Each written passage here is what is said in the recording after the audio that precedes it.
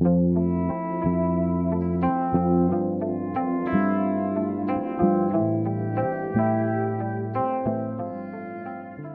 avec une double casquette, je travaille un peu dans le privé et aussi dans le public. Je suis également gestionnaire du risque et je n'ai pas de conflit d'intérêts puisque je ne représente aucune institution particulière.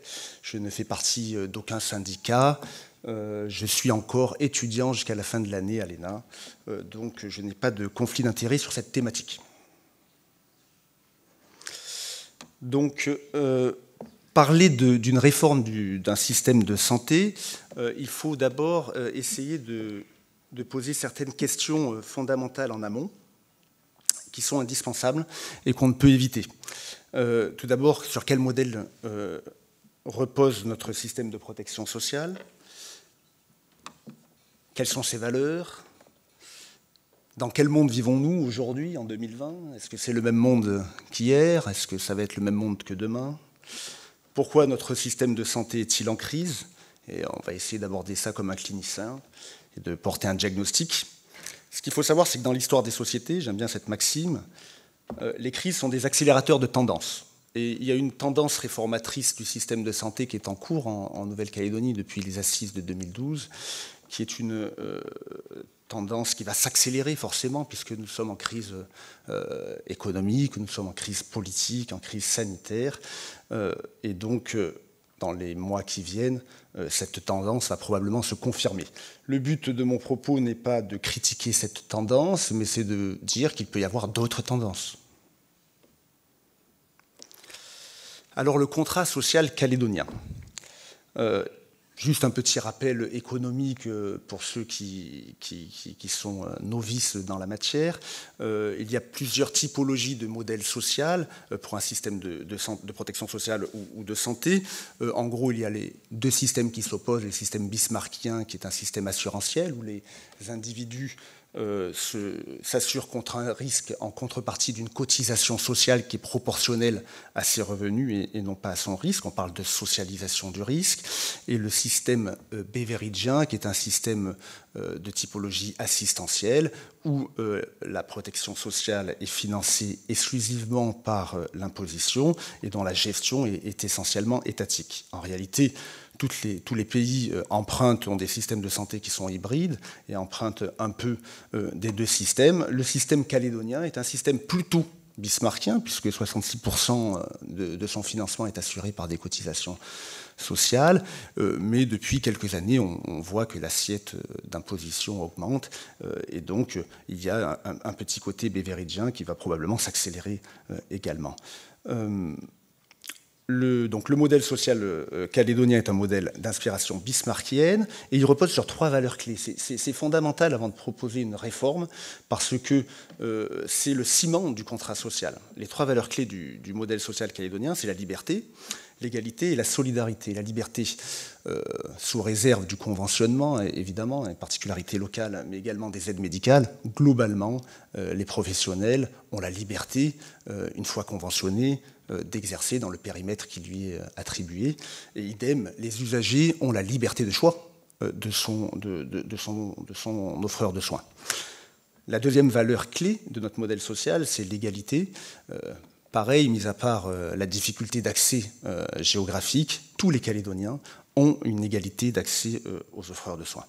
Enfin, la solidarité, et ça c'est une spécificité de la République française et de la Calédonie, c'est une solidarité à double niveau, horizontale, des bien portants vers les malades et verticale, des hauts revenus vers les les plus démunis. Pour assurer ces trois valeurs, il faut un garant, et ce garant, c'est la démocratie sociale. La démocratie sociale, je vais insister juste un petit peu sur ça, parce que c'est en fait ce qui permet de garantir notre modèle. C'est d'inspiration de la sécurité sociale, de Pierre Laroque qui disait qu'on va mettre finalement l'organisation de nos institutions sociales aux intéressés. Voilà. Ça, c'est la démocratie sociale, ça permet de garantir ces trois valeurs et ça permet d'avoir le modèle qu'il faut probablement, je pense, préserver dans les futures réformes. Bien sûr, il faudra le faire évoluer, mais en tout cas le remettre en cause, ce modèle, sur ses valeurs, sur la démocratie sociale, ça relèvera un peu plus qu'une simple loi de pays. Parce qu'en Nouvelle-Calédonie, à la veille du référendum, après 30 ans d'accord de Nouméa, moi j'ai envie de dire que une des rares choses qui est en commun chez tous les Calédoniens, c'est leur système de sécurité sociale. Sur ça, je pense qu'ils sont tous d'accord, à cause de ces valeurs. Et donc toute réforme doit vraiment essayer de les préserver. Je vais d'aller vite parce que je risque de... Dans quel monde vivons-nous? Tous les systèmes de santé sont confrontés aujourd'hui à un triple choc. Transition démographique, transition épidémiologique et technologique. Rapidement, démographique, il y a un vieillissement de la population. Personnellement, je trouve que c'est une bonne nouvelle. Le problème, c'est la qualité du vieillissement. Généralement, on pense que le vieillissement a un double impact sur les dépenses de santé. Augmentation des dépenses de santé par des personnes qui ne cotisent pas. L'enjeu est de vieillir en bonne santé. Transition épidémiologique. On est passé d'un risque court à un risque long, de longue durée. Encore une fois, c'est une bonne nouvelle. Et ça, c'est dû à la révolution technologique et à l'innovation thérapeutique. Et la transition technologique, dans un monde numérique, ça va être le support de ce changement d'un monde à l'autre. C'est dans ce nouveau monde que nous devons nous projeter pour faire évoluer notre modèle de protection sociale, tout en préservant nos valeurs fondamentales. Ben ça, c'était le plus important de tout mon exposé. Alors, un diagnostic rapide du système de santé calédonien. Il traverse une triple crise, rapidement une crise financière. On n'échappe pas à l'effet ciseau de l'augmentation des dépenses de santé et de la contrainte budgétaire qui est liée à la baisse de la croissance économique qu'on connaît depuis les années 2010. Je passe, fin des grands investissements étrangers dans les infrastructures minières et les grands chantiers, avec une croissance qui était à double chiffre il y a plusieurs dizaines d'années, qui maintenant probablement sera inférieure à un chiffre l'année prochaine. Le problème au niveau de la crise financière, ce n'est pas tant le niveau des dépenses de santé, qui est environ de 10% du PIB, c'est à peu près 100 milliards de francs CFP par an. Ça correspond, quand on fait une parité de pouvoir d'achat, le panier de soins que consomme chaque Calédonien est d'environ 3 500 $ par an. Un Français, il dépense 4 500 $ par an. Un Australien, il dépense 4 500 $ par an. Un Vanuatais, il dépense 100 $ par an. Un Fidjien, 100 $ par an. Une crise d'efficacité. Effectivement, même si le système de santé a fait un gros rattrapage social, il existe encore de nombreuses inégalités de santé et qui sont essentiellement dues à des déterminants non médicaux. L'habitat, les addictions, l'alimentation. Une crise de légitimité. Notre système de santé est complètement éclaté. La preuve en est le médico-social. Il y a plusieurs acteurs dans ce domaine, alors que c'est le secteur le plus important pour passer du soin à la santé. Il est éclaté entre les provinces, la CAFAT, l'agence sanitaire. Personne ne s'y retrouve, personne ne sait qui finance quoi. Il y a une défiance entre tous les acteurs, c'est normal. Une fois le diagnostic posé, on sait qu'il faut faire une réforme, il faut poser des axes stratégiques. Il me semble que tant que l'architecture n'est pas modifiée, aucun parcours de soins cohérent entre la ville et l'hôpital ne sera efficace. Il y a 3 axes stratégiques à bien formuler. C'est passer du soin à la santé, donc agir en amont du risque, comme je disais. On est passé d'une société de risque court à une société de risque long, et il faut accompagner les gens tout au long de leur vie. Des épisodes de soins au parcours de soins, interprofessionnels, coordonnés, et de l'offre aux besoins. L'usager doit être responsable de sa santé tout au long de sa vie, et il faut le responsabiliser. Pour réformer et réaliser ces axes stratégiques, il faut faire une nouvelle architecture. L'objectif, et je reviens à ce que je disais au début, c'est de préserver la démocratie sociale. C'est de la préserver, voire même de la renforcer. Pour cela, il y a un organisme, et que je ne représente pas d'ailleurs, qui est historique, qui a des bases solides, qui a une expertise, c'est la CAFAT. La CAFAT devrait représenter dans ce nouveau modèle le nouveau pôle de gouvernance démocratique. On devrait élargir ses missions.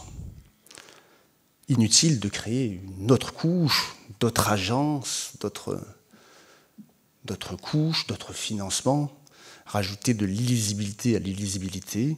Prenons ce qui existe, vérifions ce qui n'a pas marché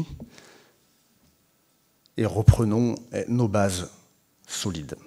La CAFAT, si on veut élargir ses missions, il va falloir aussi qu'elle change aussi un petit peu, et notamment au niveau de sa gouvernance et de son statut juridique. On ne peut pas lui donner des missions élargies dans un monde qui change. On n'est plus dans un monde d'emploi long, de risques courts. On a changé de monde, comme je vous disais.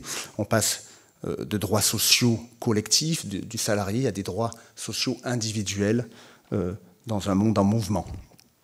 La CAFAT doit donc changer son statut en établissement public. Et si son conseil d'administration sur les autres branches est justifié au niveau du RUAM pour respecter cette démocratie sociale, il faudra changer le conseil d'administration du RUAM. Le paritarisme tel qu'il est n'a aucune place aujourd'hui seul. Une fois la CAFAT transformée, on va lui élargir ses missions. Et notamment, le plus important, c'est l'unification de sa gouvernance sur les 3 secteurs, la ville, l'hôpital et le médico-social. Détermination des règles de tarification des établissements et professionnels, autorisation de création d'activités de soins et leur contrôle. En gros, elle récupère la gestion hospitalière et la gestion de ville. C'est logique. L'ADAS et le pouvoir politique, je vous rassure, ils auront encore bien à faire, voire encore plus à faire, dans la mesure où ils fixeront les objectifs de santé publique à atteindre, ils fixeront le budget de la santé à travers l'objectif calédonien de l'assurance maladie, et il faudra évaluer tout ça. Et ça, c'est une charge de travail considérable. Une fois les objectifs stratégiques dessinés, une fois l'architecture redessinée, il faudra mettre en place certains outils pour mettre en œuvre cette réforme du système de santé qui préserve, encore une fois, les fondamentaux d'un pays qui ne demande qu'à avoir un destin commun. Alors le premier arbitrage, c'est quel budget pour notre santé ? La première difficulté est de se dire il faut restreindre les dépenses de santé. Il faut savoir que les dépenses de santé, c'est salutaire pour un pays. Plus un pays dépense pour sa santé, plus ce pays se porte bien. Toutes les études le disent. La santé peut apporter jusqu'à 30-40% du PIB d'un pays. Malgré tout, il faut que ces dépenses soient dans un cadre soutenable. C'est pour cela qu'il faut définir un objectif de dépenses. Une fois cet objectif défini, il faut savoir comment on va utiliser cet argent. La part entre les soins curatifs et la part entre les soins préventifs. Toutes ces notions touchent à la définition du panier solidaire. Ces paniers solidaires doivent être pris en charge par un financeur unique. Actuellement, il y a trop d'intervenants, les mutuelles, la CAFAT, l'agence sanitaire, les provinces. Comment vous voulez qu'un financeur gère et maîtrise ce qu'il paye s'il n'a pas tous les leviers pour le maîtriser ? Ce n'est pas possible. Il faut imaginer 2 types de paniers de soins finalement. Un panier de soins obligatoire qui regrouperait tous les soins hospitaliers, les maladies chroniques, le gros risque un peu élargi, qui serait financé intégralement par la CAFAT. La CAFAT, elle serait financée comme maintenant, c'est-à-dire avec une part de cotisation sociale, mais qu'on réduirait peut-être probablement avec un élargissement de l'imposition. et un panier de soins complémentaires qui serait, lui, financé exclusivement par les mutuelles. Mutuelles et ou aide médicale, pareil pour le panier obligatoire, CAFAT et ou aide médicale, ça c'est un problème encore un peu différent. Et un panier complémentaire qui serait financé donc, par les mutuelles et ou l'aide médicale, qui prendrait en charge les soins ambulatoires. Faire ça sous-entend une généralisation de la couverture complémentaire. Actuellement, il y a 166 000 Calédoniens qui ont une couverture assurantielle complémentaire. Il faudrait généraliser cette couverture, mais à visée individuelle. Attention de ne pas faire comme en France, de généraliser les contrats collectifs qui sont source d'inégalité d'accès aux soins. Enfin, au niveau de l'organisation, il faudrait réaliser des contrats patients pour les maladies chroniques. Un peu comme pour la cancérologie, on organise des RCP, il faudrait organiser des RCP pour chaque maladie chronique, avec un médecin coordinateur qui serait rémunéré de façon forfaitaire pour l'organisation de ces contrats patients, contrats qui seraient tripartites entre le financeur, donc la CAFAT, puisque c'est une maladie chronique, le médecin coordinateur et l'usager. Et il y aurait un cahier des charges à respecter. On pourrait créer des assistants techniques qui vérifieraient à chaque fois le bon déroulement du parcours du patient, qui prendrait les rendez-vous et qui coordonnerait ce parcours de soins. Pour ça, il faudrait créer des pôles médicaux de proximité pour assurer toute cette coordination de parcours de soins. Je finis par deux petits outils qui me semblent importants, puisque quand même je suis médecin, et que je me pose, comme vous, les praticiens et les professionnels de santé, le sens un petit peu de notre travail. En tout cas, en tant que médecins libéraux, les modalités de paiement à l'acte de façon exclusive ne sont pas forcément source d'épanouissement. Il faut diversifier les modalités de paiement des professionnels et sortir d'une logique de la carotte et du bâton que nous font nos financeurs. Il faut diversifier, garder par exemple pour la médecine de ville un financement à l'acte pour les soins courants, mais pour les maladies chroniques, il faudrait faire des forfaits annualisés qui seraient évidemment ajustés en fonction du profil du patient, son âge, son risque, sa pathologie. Il faudrait également réaliser des bonus de paiement pour les praticiens sur la tenue de leur cabinet, leur implication dans la vie de la recherche ou de la cité. Les diversifications des modalités de paiement apportent non seulement du sens aux praticiens, aux professionnels, mais en plus, je suis persuadé, n'augmenteront pas les dépenses.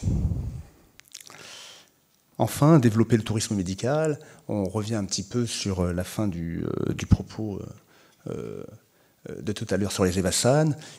Donc la chirurgie cardiaque, on n'a qu'à garder cet exemple. On a des infrastructures qui sont incroyables, tous les praticiens qui viennent le disent. On cherche des relais de croissance. Donc oui, je pense qu'il faut multiplier des missions pour que la Nouvelle-Calédonie puisse être une sorte de hub régional sur les îles entourantes, sur de la médecine de qualité. Et voilà. Je pense que j'ai bien respecté. Donc la Nouvelle-Calédonie est à l'heure du choix, après-demain, mais pour sa réforme du système de santé également. Merci de votre attention.